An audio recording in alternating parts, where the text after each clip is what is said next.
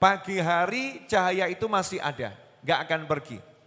Cahaya itu akan terus bisa dilihat oleh masyarakat. Yarahan nasu ma tastatiru minhum. Dilihat oleh masyarakat ada cahaya yang mana cahaya itu tidak bisa lagi menyembunyikan diri dari masyarakat. Kenapa? Terikat oleh Al-Quran.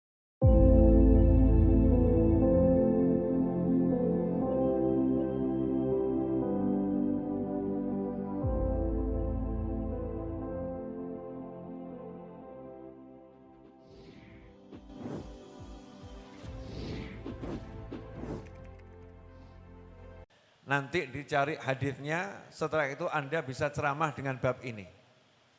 Kalau ternyata belum bisa ceramah dengan bab ini, setel berulang kali channel YouTube Habib Novel Al Idrus yang hari ini.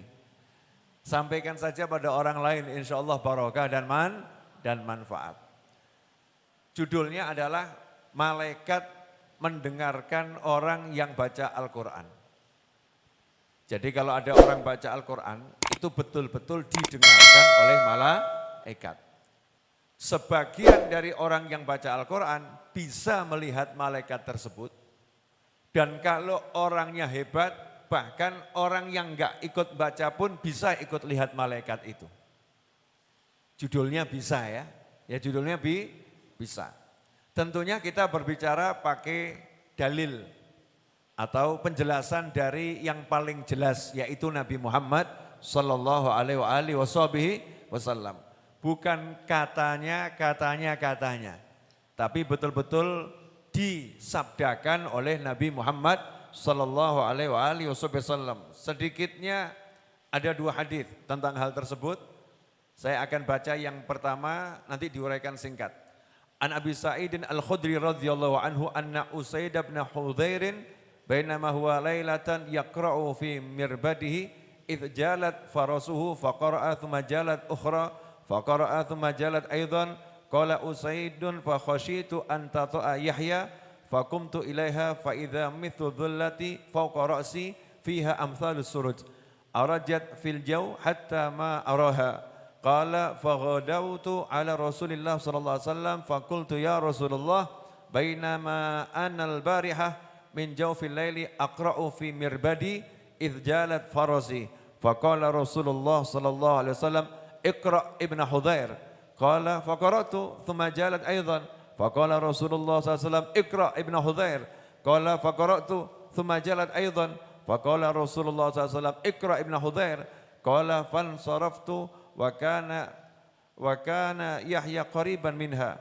khasyitu an tata'ahu fara'aitu mithla dhullati fiha amthalu surut arajat fil jaw hatta ma araha faqala Rasulullah sallallahu alaihi wasallam tilkal malaikah kanat tastami'u laka walau qara'ta la asbahat yarahan nasu ma tastatiru minhum rawahul Bukhari. Juga Muslim ya. Jadi hadis riwayat Bukhari dan Muslim. Tentang seorang sahabat yang bernama Usaid bin Hudhair. Ya, radhiyallahu taala anhu wa an nabi. Usaid bin Hudhair ini punya anak namanya Yahya.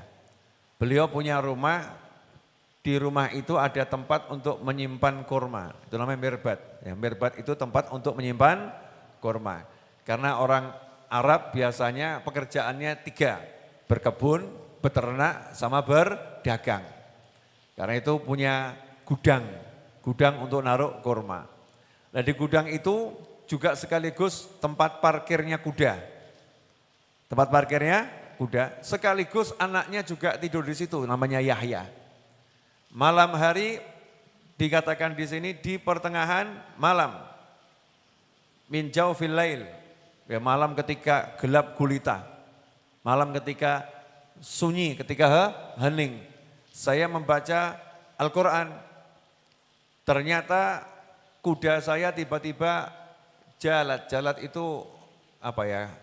Jadi liar. Ya, jadi liar, meloncat-loncat dengan mengeluarkan ringkikan yang keras. Pernah menirukan ringkikan kuda? Ajak ngomong mirip ya, awas awak. Itu ringkikan kuda. Kudanya meringkik-ringkik. maka berhenti membaca. Membaca. Kemudian setelah itu beliau membaca lagi, ternyata kudanya semakin kenceng liarnya, semakin melonjak-lonjak. Akhirnya Usaid bin Hudzair menghentikan bacaannya karena takut nanti kalau kuda tadi menginjak anaknya. Ya, takut kuda tadi menginjak anaknya. Setelah itu dilihat ada apa sebetulnya, maka beliau melihat di sini dikatakan fakumtu ilaiha. Saya mendatangi sumber yang menyebabkan kuda tadi meloncat-loncat tadi. Ternyata itu ada satu cahaya ya seperti payung dengan beraneka ragam surut. Jadi ada lenteranya macam-macam fauqa ra'si, di atas kepala saya. Kemudian cahaya tadi itu naik ke atas. Nah itu mungkin kalau kita lihat sekarang mungkin dikira apa itu? UFO atau apa ya? Dikira UFO, oh UFO gitu. Padahal itu cahaya yang luar biasa. Maka besok subuhnya, paginya subuh, lapor menghadap Nabi Muhammad SAW. Menceritakan peristiwa yang dialami. Komentar Nabi Muhammad SAW adalah, Iqra' ya ibn Hudzair. Artinya ketika mendengar kisah tersebut, Nabi kita Muhammad SAW sedang menghayati seakan-akan ada di ruangan itu. Jangan berhenti, baca terus. Sudah ya Rasulullah, saya baca terus. Tapi kudanya meloncat-loncat, gak apa-apa, baca terus. Sudah ya Rasulullah, saya baca terus. Tapi kudanya meloncat-loncat, gak apa-apa, baca terus. Sudah ya Rasulullah, saya baca terus. Tapi karena takut akhirnya saya hentikan. Terus nanya, ya Rasulullah itu apa? Ya itu apa? Artinya peristiwa ini belum pernah dialami sahabat. Yang bersangkutan belum pernah mengalami. Ini pengalaman spiritual pertama ketika membaca Al-Quran. Cuman beda dengan kita, kalau kita itu berkhayal, berhalusinasi, melihat matanya dihiasi oleh jin, oleh setan. Jadi sebetulnya enggak melihat, tetapi memang ada sesuatu yang ditaruh di mata. Tapi kalau sahabat betul-betul melihat sosok makhluknya Allah Subhanahu wa ta'ala, bukan berhalusinasi, dengan terbukti yang di sekitarnya terpengaruh, yang di sekitarnya juga melihat. Nah saat itulah Nabi kita Muhammad SAW bersabda, tilkal malaikah kanat tastami'u lak. Itu malaikat yang mendengarkan bacaan Al-Qur'anmu. Kenapa malaikat sampai turun mendengarkan bacaan Al-Qur'annya Usaid bin Hudzair radhiyallahu anhu? Karena suaranya merdu, hatinya bersih dan bacanya sungguh-sungguh. Meskipun bacanya di tempat penyimpanan kurma, malaikat datang. Apalagi bacanya di masjid, apalagi bacanya di musola, bacanya di pondok, bacanya di tempat-tempat yang khusus memang untuk zikir. Ini dibaca di tempat nyimpen kurma, malaikat turun mendengarkan. Tastami ulak. Walau qara'ata la asbahat yarahan nasu ma tastatiru minhum. Seandainya kamu terus membaca, enggak berhenti, maka pagi hari cahaya itu masih ada, enggak akan pergi. Cahaya itu akan terus bisa dilihat oleh masyarakat, yarahan nasu ma tastatiru minhum. Dilihat oleh masyarakat ada cahaya yang mana cahaya itu tidak bisa lagi menyembunyikan diri dari masyarakat. Kenapa? Terikat oleh Al-Quran. Terpana oleh Al-Quran. Artinya apa? Kalau terus dibaca, masyarakat akan melihat malaikat di siang bolong. Bukan karena hebatnya pandangan masyarakat, tapi hebatnya Usaid bin Hudzair yang bisa mengundang malaikat. Karena itulah kita diajarkan kalau pindah rumah suruh baca Yasin, pindah rumah khutbul Quran. Biar apa? Malaikatnya turun ke rumah kita.